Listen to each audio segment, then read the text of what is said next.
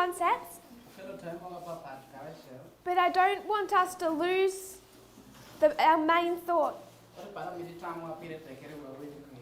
That thought is that we're in a history of Reformation. We have 3 past witnesses to understand what this history of Reformation looks like. And these lines of Reformation are what God gave to this movement in 1989 that undergird everything else. So we've been working our way through them. And really, honestly, if someone wanted to, they could take one of these, probably expand upon it, do the whole camp meeting on one line. They are so full of information and lessons to teach us. So we're not doing that. We haven't gone to many verses or quotes. I'm just wanting us to see the structure, how the structures fit together. Because I want us to come to a couple of common understandings about what these lines teach us. So the line of Christ is the key. Success, success. So we did that one first. The end of ancient Israel, and we've plotted it here. From the birth, the first angel, with all of his baggage, Laodicean baggage, still doing the work. That didn't stop him being the greatest prophet that ever lived. But he came in with baggage. Arrival of the second. Christ in the wilderness. First temple cleansing. Transition from John to Christ. Change of leadership. Imprisonment of John. Death of John. Work of Christ. Upper room. Test of the disciples. Do they want John's kingdom or Christ's kingdom? Those who don't want Christ's kingdom leave before the shut door. And Judas dies. Testing period for the first group, disciples. Back to the church at Pentecost. All those who had not had opportunity. The Jewish nation closes its 490-year time of probation in 34 AD. The gospel goes to the third group, the Gentiles. Their reform line is a very neat model of our own. As we see these 3 groups, it has many things to teach us. I just want us to be established in the structure. We said it's watertight. You can't move anything without breaking the reform line. So when Elder Jeff teaches, there's a change in leadership at Pentecost from him to someone else, and he says he is the first angel. So the transition in leadership must be to the second angel. He's putting the second leader and the second angel at Pentecost, which lines up with Panium. There are many problems with that. On reform lines and structurally, when we understand The second angel arrived at 9/11. So who is his leader? And the second angel took over here in our most close reform line that we have to our own. Christ led that movement long before Pentecost.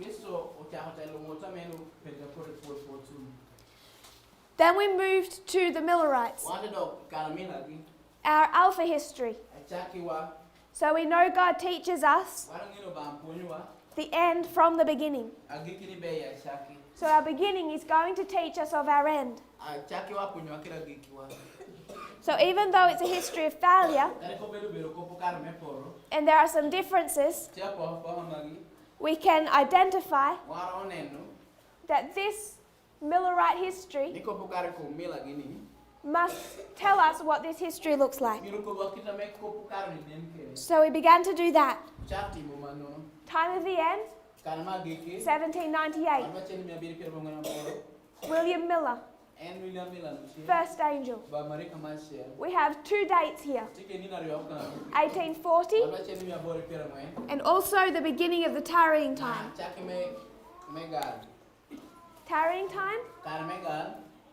But in this tarrying time, just like Christ had already been identified by John,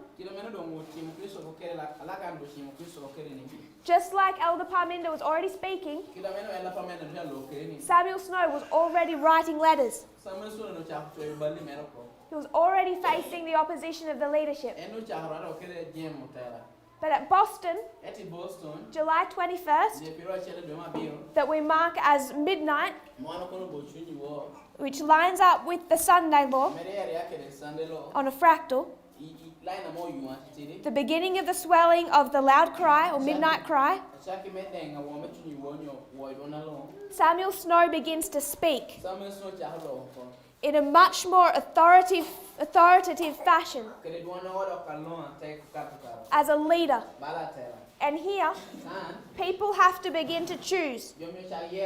Will they follow Miller or Snow? There's a change in leadership. And if they want to pass the test that's coming here, who do they have to follow? Whose leadership? Samuel Snow. We know all this is a fractal because they take the gospel to the world in 1850. So I just wanted to highlight just how foolish it is to teach that there is no probation opened, no intercession after November 9, because they need to treat this shut door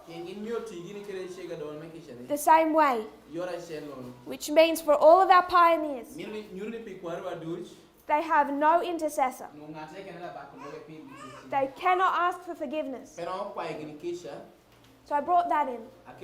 But the chief subject was to identify October 22. We know it's a close of probation, but it is for a fractal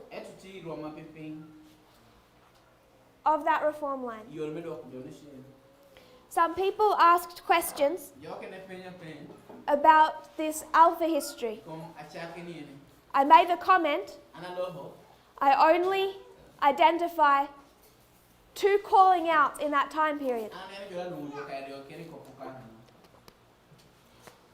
I think that people weren't questioning, it wasn't attacking. It just leads to some confusion. So I want to give a bit of clarity without going off course. The Millerites. It's the beginning of modern Israel. So you have Protestantism. Are they God's people? Protestants. Start getting into problems. It's only one Israel. Ancient Israel and modern Israel. They are not the same. They're not equal. Which is why we teach the Protestants, the daughters, become Babylon. We never say that for Adventism. Adventists go in captivity to Babylon. They do not become Babylon. We don't teach that. But we can teach that for Protestantism. They are not God's denominated people in the same way. So when God calls them out, it's different. There's differences between when God gathers his people in the Alpha history, and then when he has to sort out those original people in the Omega. Same with here. He's got to sort out the Jewish nation. So the Jewish nation here, they weren't yet his nation, his people, in that fashion. That didn't happen until he called them out of Egypt. So there are differences. When God is calling out a people, creating them out of Protestantism, then when we come to this history, and he's sorting out Israel. So without going into details, I would suggest that's one of the reasons why in the Omega history you have to have these two calls to the church. Because he has a church to deal with. And he doesn't here.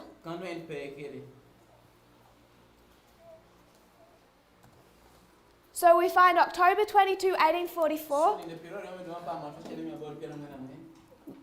In primary application is 2019. There are only two groups. I don't want to go into this history. They go to the world in 1850.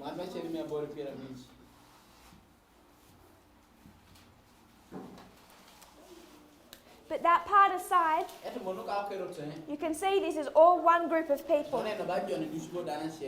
This is their shut door, their test. And the change of leadership happens before that shut door.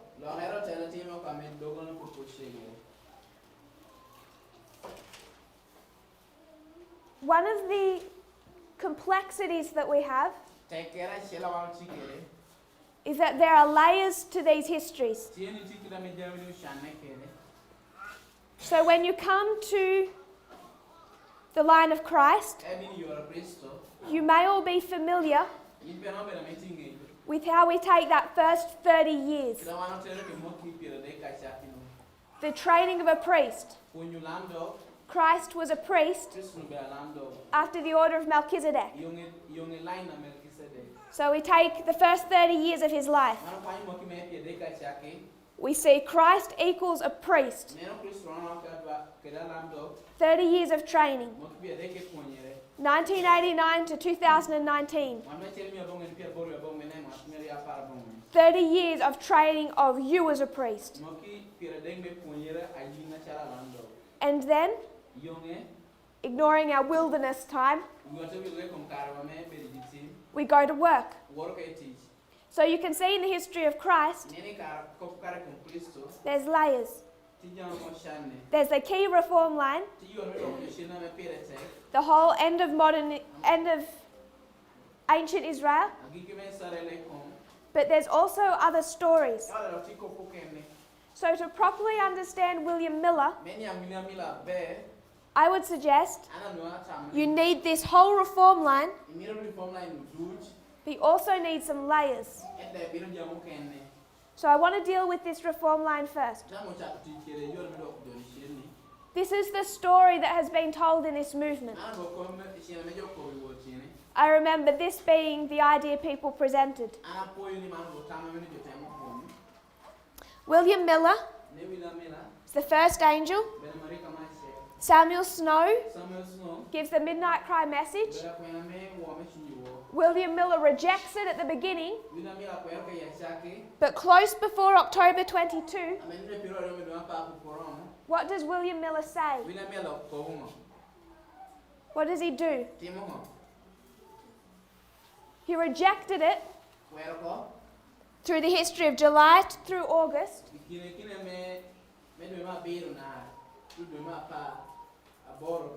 All the leaders did.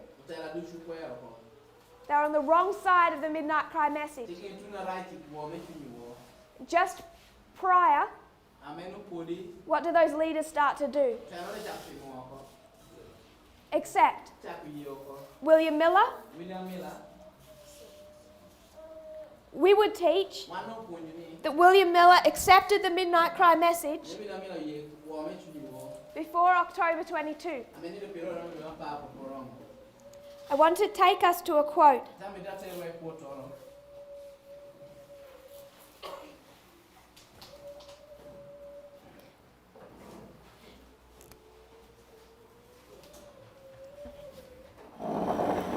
This is 1938. END. So this is, you get this, if you're in the app, you get this from the Pioneer writings.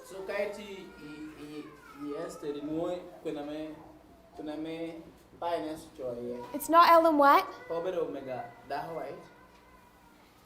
54.2.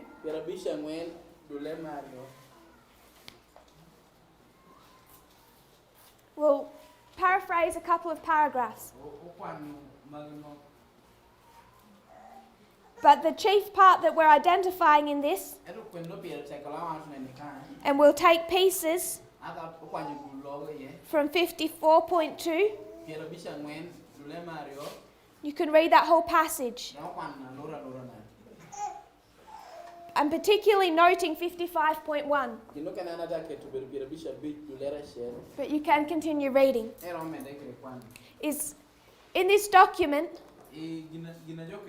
they're quoting from a letter of William Miller that he wrote on October 6, 1844.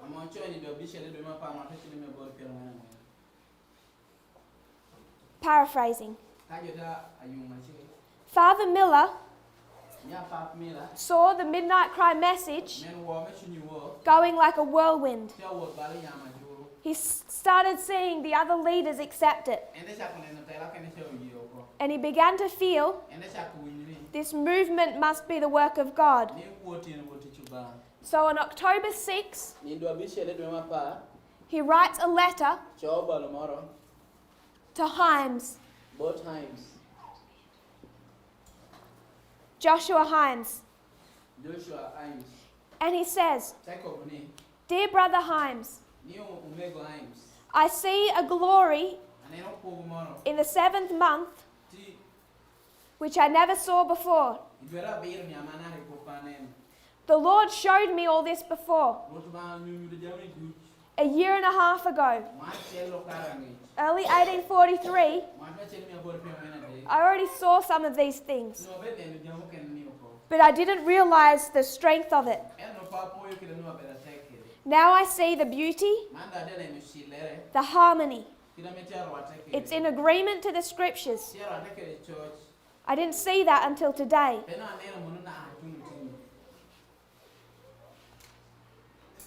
Then he writes to Joshua Himes, "If Christ does not come within 20 or 25 days, I shall feel twice the disappointment I did in the spring." So Samuel Snow is saying that Christ will come when? October 22. And William Miller says, "I already understood most of this. I didn't realize it was so strong. Now I see the glory in it. I will be disappointed if Christ does not come back in 20 to 25 days. It's October 6. How many days till October 22?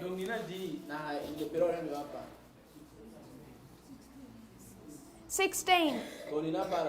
So he knows full well that there's 16 days from when he's writing this letter to October 22. And he says, within 20 to 25, William Miller never accepted October 22. He would never accept a date. So did William Miller truly accept the Midnight Cry message? He accepted a part of it. He liked the concept, but he never accepted October 22. And he demonstrates that in this letter when he says about 20, within 20 to 25 days. That would take you to October 26 to 31. Doesn't take you to October 22. He claims to believe in the 7-month movement, but he believed that you could not set a date, a firm date. He never accepted the full message of Samuel Snow. Not before or after October 22. I think that we have been gentle on William Miller. We are because Ellen White is. But I would suggest it's a wrong narrative to say that he accepted the message just prior to October 22.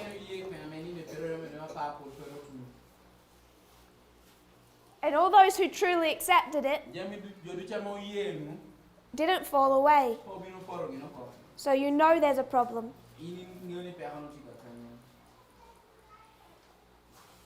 So we have a couple of layers. This is the line of Christ. Now we're dealing with the line of the Millerites. The line of Christ says that John dies prior to the shut door. The line of the Millerites, there has 3 layers. 3 that we'll identify today. The first one says Miller rejected what message? What angel?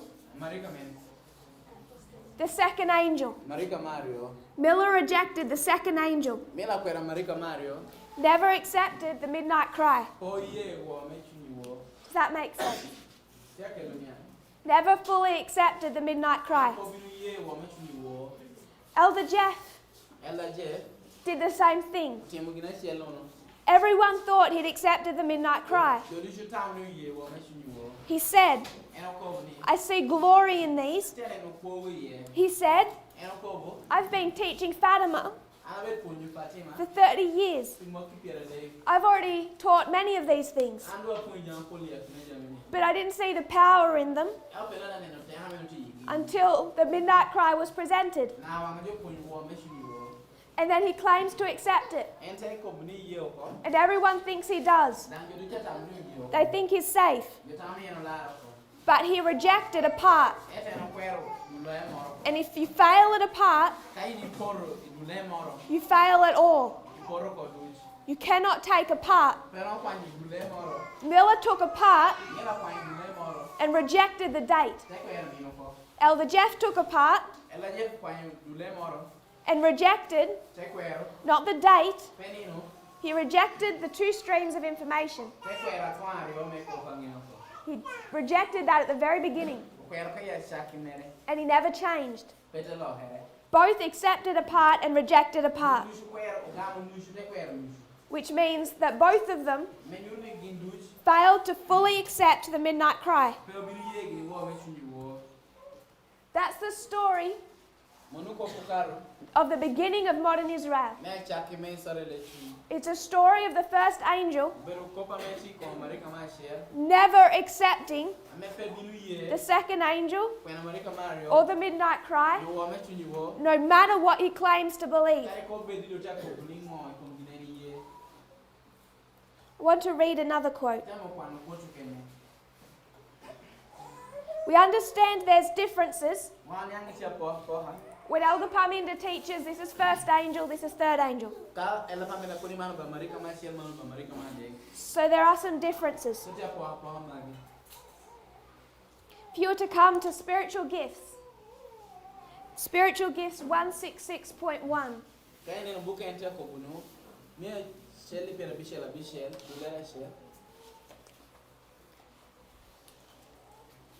So this is the first model of Miller. There's a second model. First spiritual gifts 166.1.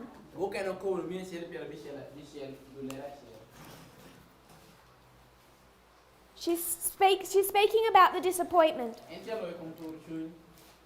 She speaks about the work of Satan just after the disappointment. How people began to project into the future because I couldn't see it in the present. All of which applies today. Even though we're not failure, I just want to mark that point.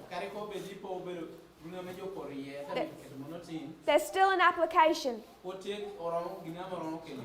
People love to project the present into the future because they feel they can't explain the present to their satisfaction. Some are searching the Bible to build up a faith of their own, independent to the body, independent to the movement. I will tell you, that is happening today. Satan exalted, for he knew that those who broke loose from the anchor he could affect with different errors and drive about with winds of doctrine. Many who led in the first and second messages denied them, and division and scattering was throughout the body. Division and scattering was throughout the body. I saw William Miller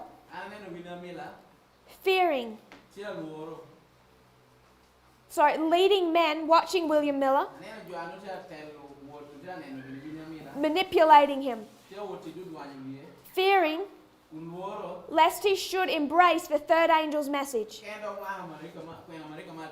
So we rejected the second when we build this story. There's another story. William Miller isn't struggling with the second angel. He's struggling with the third angel's message. And there's leading men who want to make sure he will not accept the third angel's message. William Miller, he starts to give in to the message. He starts to embrace it. And then human influence affects him. At last, Miller raised his voice against the light from heaven. He failed in not receiving the message which would have fully explained his disappointment. If William Miller could have seen the light of the third angel's message, many things which looked dark and mysterious to him would have been explained. So William Miller has two problems. He rejected the second angel's message, and then He rejected the third angel's message. The third angel's message could have explained what he didn't understand about the second. So I understand that the second and the third angels, they have a different relation in that reform land. Third angel comes after the close of probation. But it's the same concept. Rejected the second. The third could have given explanation of the second. And he rejects it. If he could have seen the light of the third angel's message, all the things about the second that he did not grasp could have been made clear. So we understand that there's different stories within a reform land. I've given one example of that with the history of Christ. How you have this end of ancient Israel. But then you also have this other story about the priesthood. 4 BC to 27 AD. 30 years training as a priest. From the time of the end to 2019, we've been through training.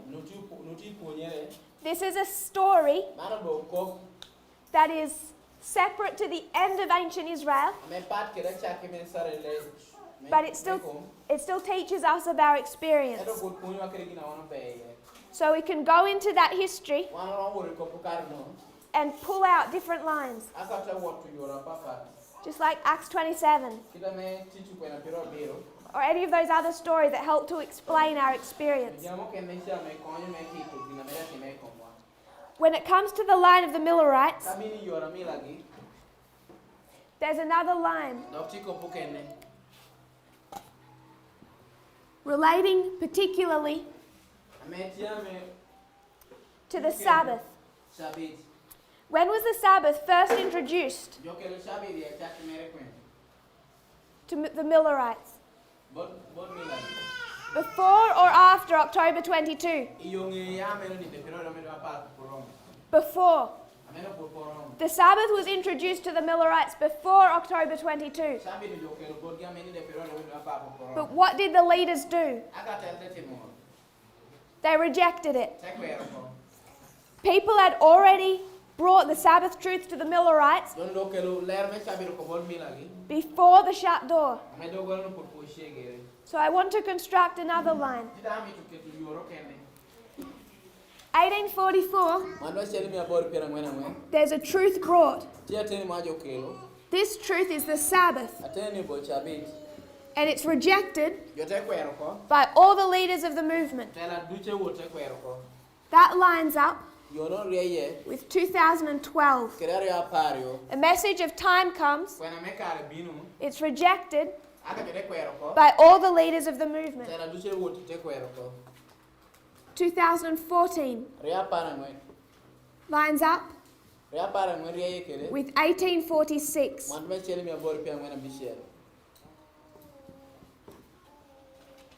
This is the fulfillment. 1846. James and Ellen White accept the Sabbath truth. So you find leaders who are accepting this truth. James and Ellen White. And you would mark change in leadership here. Elder Parminda brought the message of time. And now he becomes the leadership. In 2014, it begins to be accepted into the movement. The leader accepts it. Even if no one else does. Even if they don't know he's the leader of the movement. 1848 lines up with 2016. By the way, 1848 is the year of political revolution.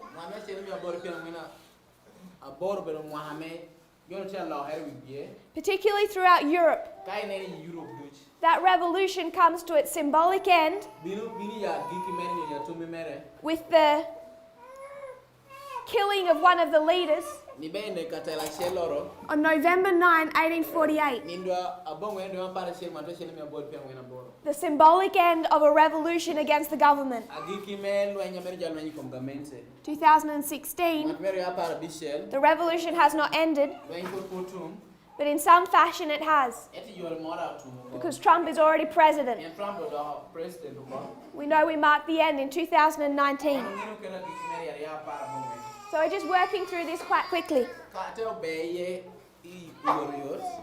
Then 1850, if you were to watch the presentations in Kenya, December of 2018. Kenya,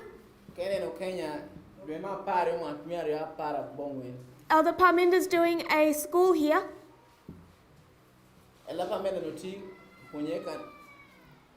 December of 2018. And he lines up 1850 with what date?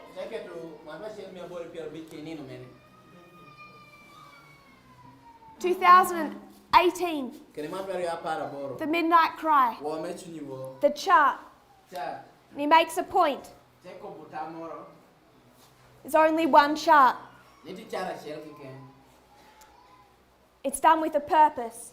Because people are creating all their own charts and bringing in confusion. So he in that school, if you go back and watch it, he gives the evidence of lining up 1850 with 2018. I know we line up 1850 with the Sunday law.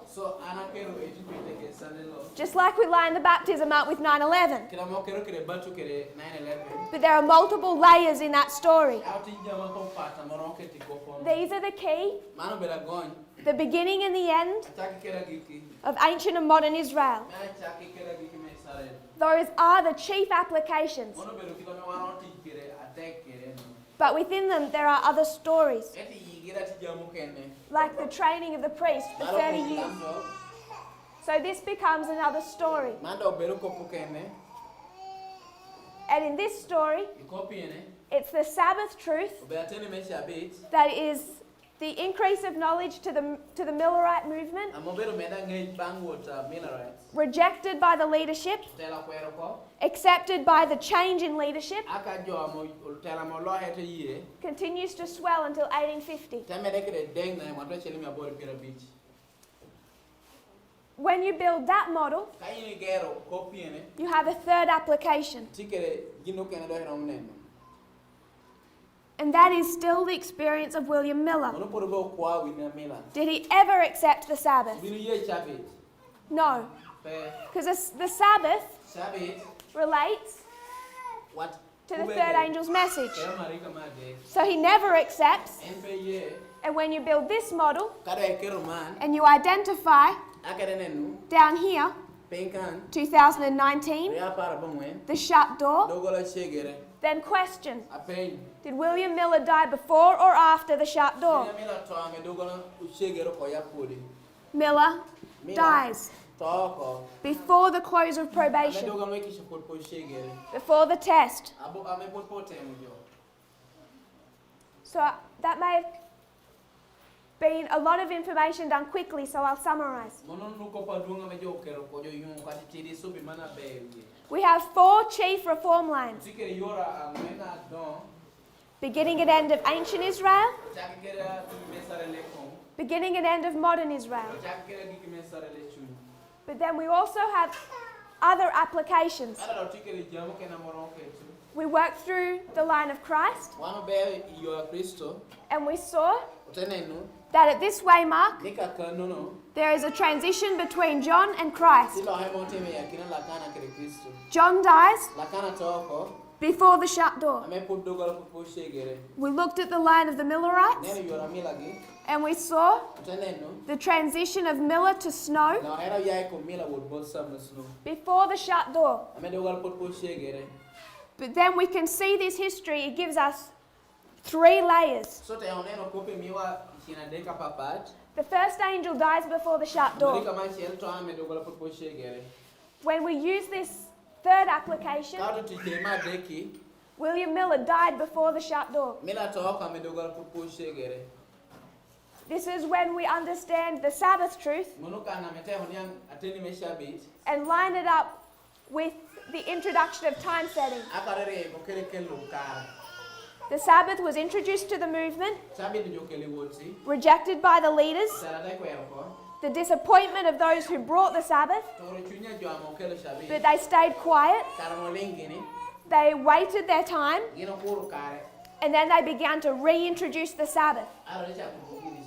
It's not properly accepted until there's a change in leadership, where James and Ellen White accept the Sabbath truth.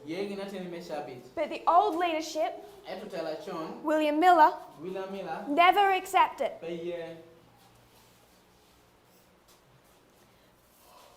Begins here, 2016 lining up with 1848.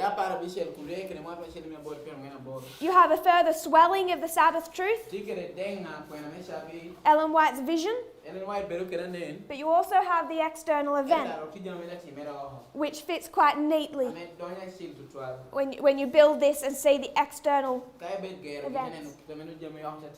But internally, it's an increase of knowledge. 1848, the vision. Then 1850, go back to Kenya, December of 2018, when Elder Paminda lays out the evidence to connect the midnight cry of 2018 to the chart of 1850. When you do that, you still see the experience of William Miller as he rejects and fights against a message. And when you build that model, Miller dies before the shut door, before the midnight cry is even given, because he dies in this history.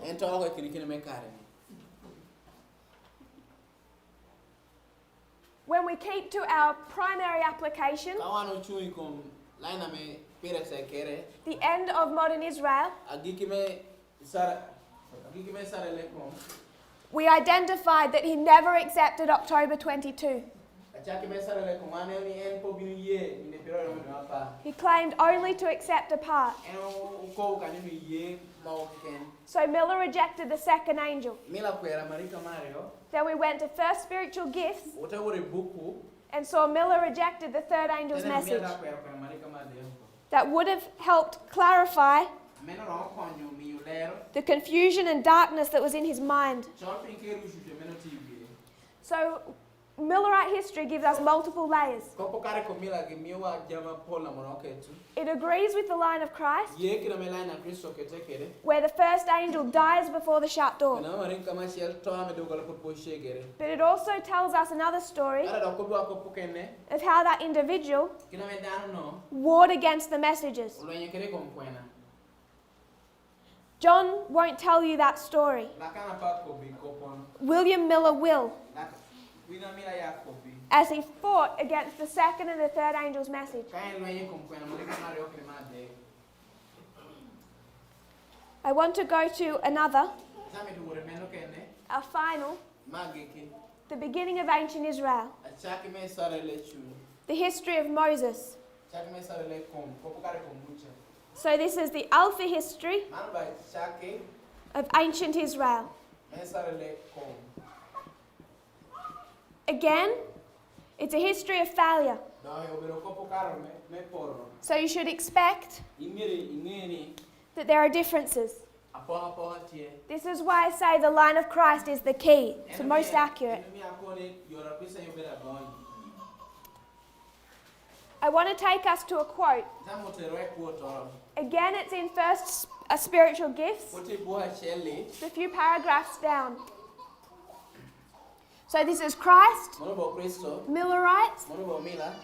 Now we'll call it the line of Moses.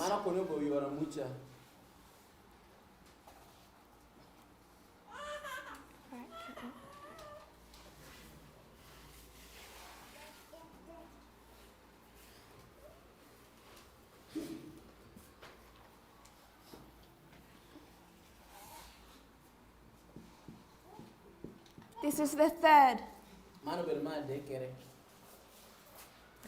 Taking you to a quote. First Spiritual Gifts. 168.1.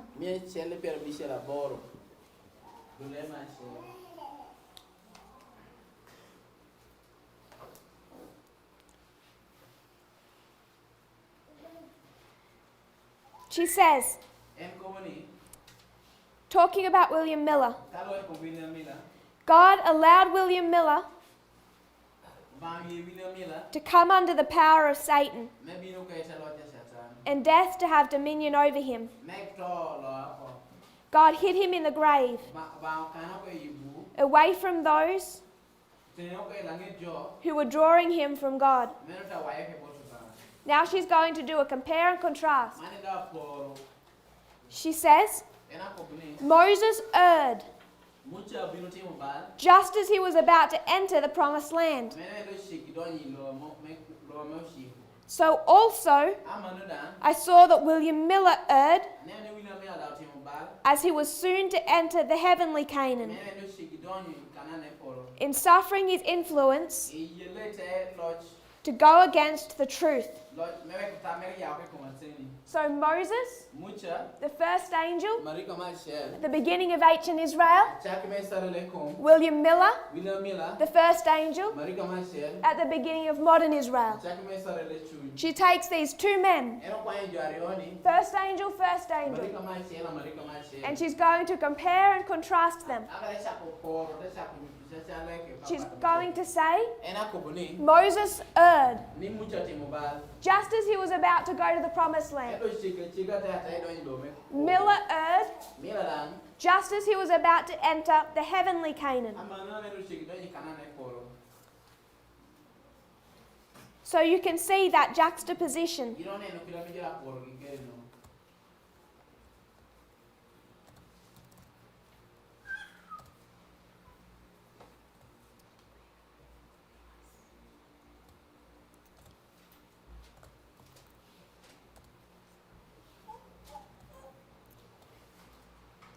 Just like the line of Christ, the time of the end is marked with a birth.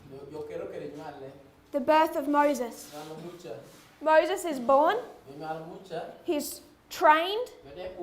He has an increase of knowledge, which you can see with the burning bush. And he's instructed to go to work. That's all in this first history. John has an increase of knowledge. He's trained. And then he does a work. All before the baptism of Christ. So Moses is born. He has an increase of knowledge. He's trained. And then he does a work. That work is to free his people from Egypt. They must come out. So first angel John, first angel Miller, first angel Moses. They all have an increase of knowledge. They all do a work. Moses calls his people out. That culminates in a type of baptism. He leads them through the waters of the Red Sea. What holds back the Red Sea?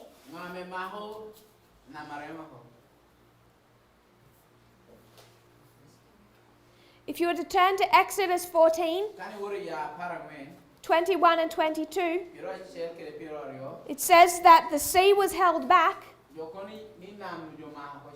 by the east wind. And what is the east wind in Bible prophecy? Islam. So Moses is born, increase of knowledge, does a work. He takes his people out of Egypt. They go through the Red Sea, through the waters. It's a type of mass baptism, if I can say that. And it's all in this context of the east wind, which is Islam, which we line up with 9/11. It's also a test, like 1840. After the Red Sea, you find they go to the mountain and there's a tarrying time. Everyone's waiting for Moses. But Moses is in the mountain and it's described as a period of waiting when they were to meditate upon the law and prepare their hearts. So this is a time period of tarrying, of waiting. And in this time period, you can identify the laying of the foundations, which we place between 9/11 and 2014. The foundations being the instructions of God given in the mountain. So they received those instructions.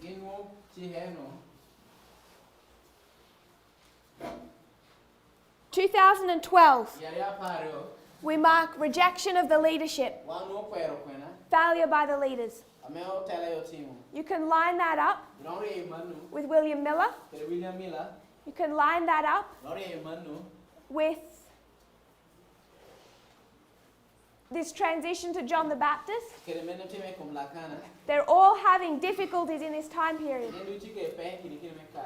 But what Moses gives us is the striking of the rock.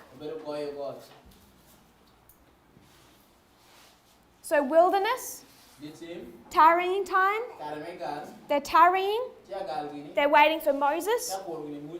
We find apostasy in this time period. Apostasy in the camp.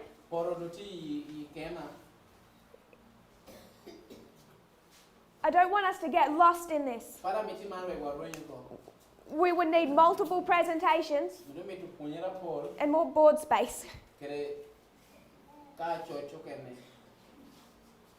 But what happens is rebellion. Rebellion to the leadership, rebellion to God. That's the experience that occurs towards the end of this tarrying time. So you have 2012 to 2014. There's been a tarrying time. Towards the end of that tarrying, you have rebellion. But you also have the mistake of Moses. This is when he strikes the rock.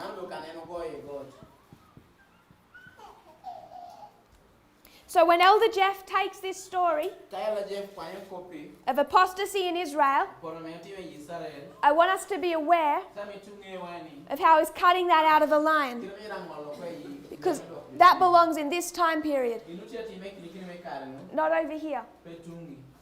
So in 2012, Moses strikes the rock. And what does a rock represent? Christ. And who is Christ? The second angel. So who does Moses strike? It's an attack on the second angel. In 2012, he launches an attack on the second angel. Was Elder Parminda already the second angel? Yes. He arrived at 9/11. He's already the second angel.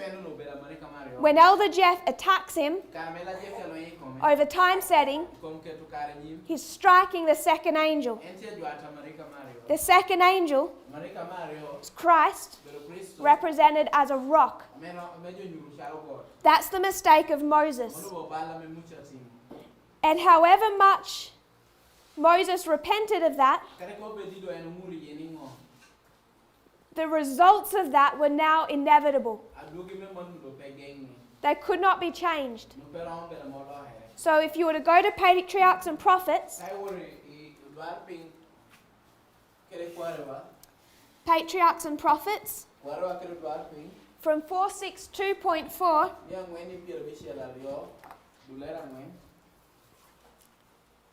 and you could continue to read 463.1,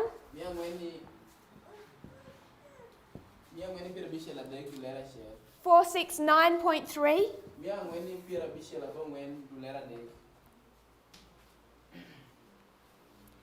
481.4,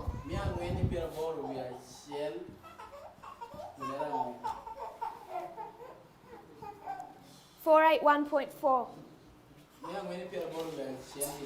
So this whole section, but these paragraphs specifically,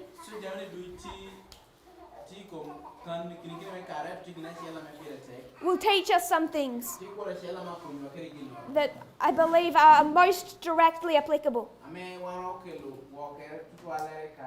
This is the story of the results of that striking. God tells Moses, take Joshua, lay your hands upon him. He's going to become the leader in your place. Joshua was set apart as the leader of Israel. So you go from Moses to Joshua. So you have here the story of John to Christ. The story here of Miller to Snow. The story here of Moses to Joshua. This all happens before they ever do a work. The disciples have done nothing. The Millerites have done nothing. Joshua has done nothing. They have not even entered Canaan, let alone begin to do the work they were meant to do. The leadership change happens before they do a work. 469.3. This one is significant. We read about John. John said that for Christ to fulfill his mission, John must die. 469.3. God had declared that Moses was not to lead the congregation of Israel into Canaan. And the pleading of Moses could not reverse this sentence. Moses knew that he must die. What did Moses know? Moses knew that he must die. So there is a transition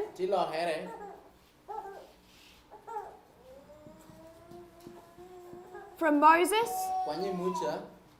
to Joshua. That all happens before Canaan. Before, I'll be more specific, before the Jordan.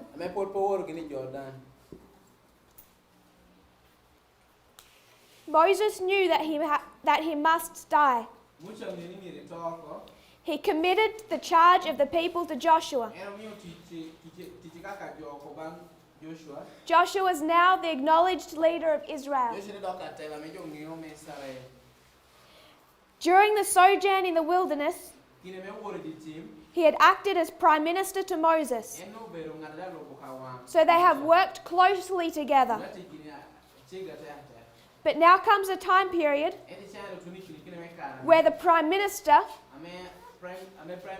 the person down here, becomes the acknowledged leader. And Moses died in the land of Moab. Before they cross the Jordan, before they go to work. And Joshua is told, as I was with Moses, so I will be with you. They crossed the Jordan under the leadership of Joshua. And then they're going to prepare and then do a work. Begins with the taking of Jericho. It's all done in the strength of God.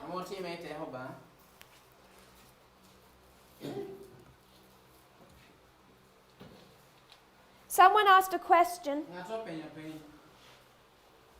when I was in South Sudan. And it's not a question that I like to answer. It's not something I like to hear. Someone asked me, Elder Jeff has to go to heaven because he's the first angel. The first angel always does. I want us to be challenged how we use these symbols.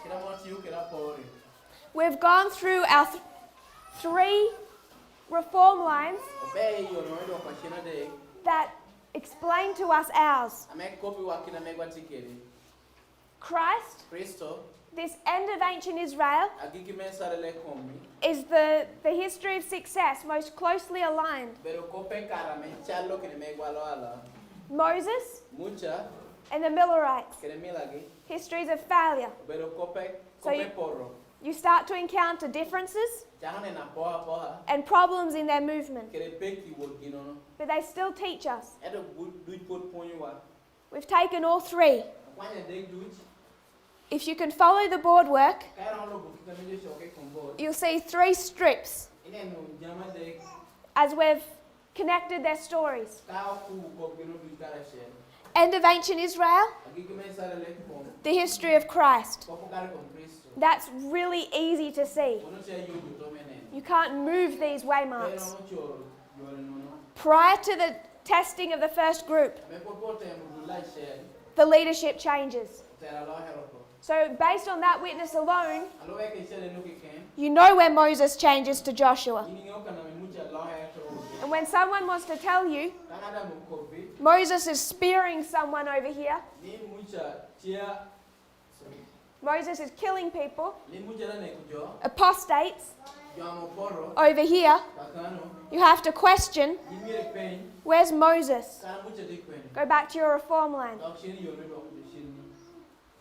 So first of all, we did Christ. We identified the transition happens before the shut door. John dies before the shut door. Then we went to the Millerites.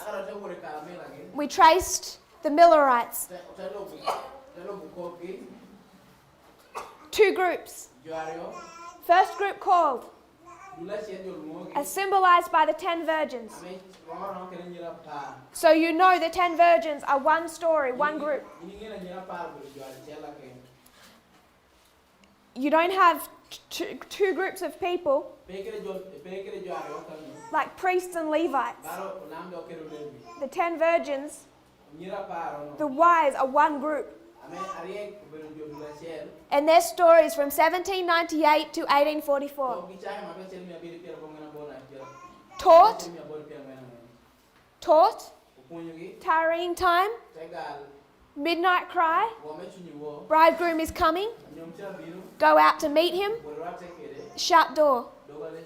And when you construct that line, the transition of leadership again connects.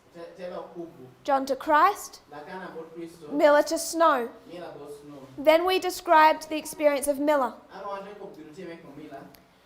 This primary reform line teaches us that he does not die. He lives long after the close of probation. But he never accepted the midnight cry. And he wars against the truth. There's two other explanations of William Miller. We went to a second. First spiritual gifts, where she explains to us how he rejected the second angel, and therefore he rejected the third angel. The third angel should have helped explain his misunderstandings of the second. In the midnight cry message, what did we teach? We explained thoroughly 2012 as a waymark and what that failure meant. We taught repeating patterns. Everything that we taught that was part of our third angel's message, if he was willing, would it have explained 2012 to Elder Jeff. But he rejected it. He rejected the second angel. He rejected the third angel. That's two applications. And then we went to this other reform line that tells us the story of the Sabbath, the introduction of that into the movement. Lined it up with the introduction of time setting that led to the midnight cry. When we constructed that line, we saw William Miller's objection to the Sabbath, which existed all the way through, and he dies before the midnight cry is given, back in the same dispensation. So within here, John to Christ, Miller to Snow, Moses to Joshua. Here, John dies, Moses dies, Miller dies. The point is this: we take on these symbols, like first angel, and we place them on an individual. But they're only one symbol. On the line of the priests, the first angel is long gone. It's a symbol that someone picks up, carries for a period of time, and puts down. In 1988, was Elder Jeff the first angel? No. In 2020, is Elder Jeff the first angel? No. You take a symbol, you carry it for a period of time, and you put it down. The problem is, you can take on another symbol. There are other lines that show Elder Jeff, not just targeting him, but Future for America, what they represent. One is the line of Christ, Judas, those that leave before. One is the issue in heaven, a fight over leadership, the equality of God and Christ. There are other symbols. But what people are struggling with is identifying Elder Jeff as the first angel and saying, therefore, how can he be wrong? That first angel died before the shut door. All the lines that God has given us that opened up here prove that. Now it's up to you to decide what death means. Because we do not teach literal and literal. We teach literal and spiritual. Literal and symbolic. So death does not equal literal death. So you have to decide. The first angel died and what that means. I would suggest people that follow a dead man are dead themselves. Dead men walking. It's not safe to follow a blind man, and a dead man is blind. Now I'll remind you, I call him Elder Jeff because I still respect the man.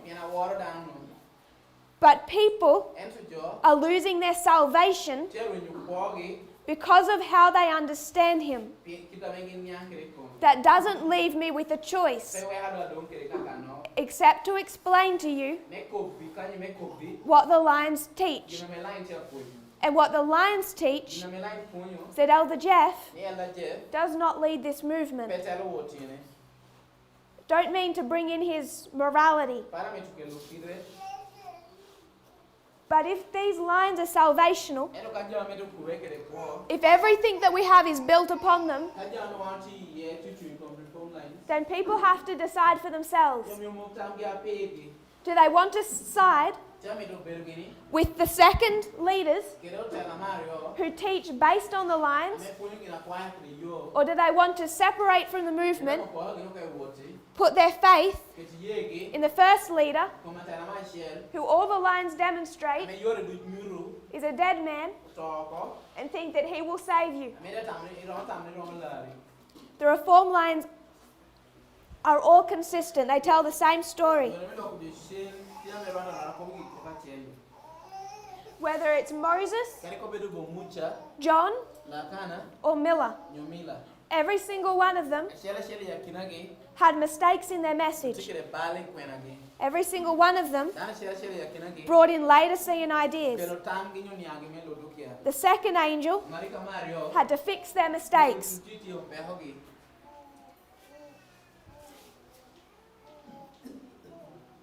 Elder Jeff teaches the Time of the End magazine was perfect, and that we do not treat it with enough respect. I don't know how to satisfy people.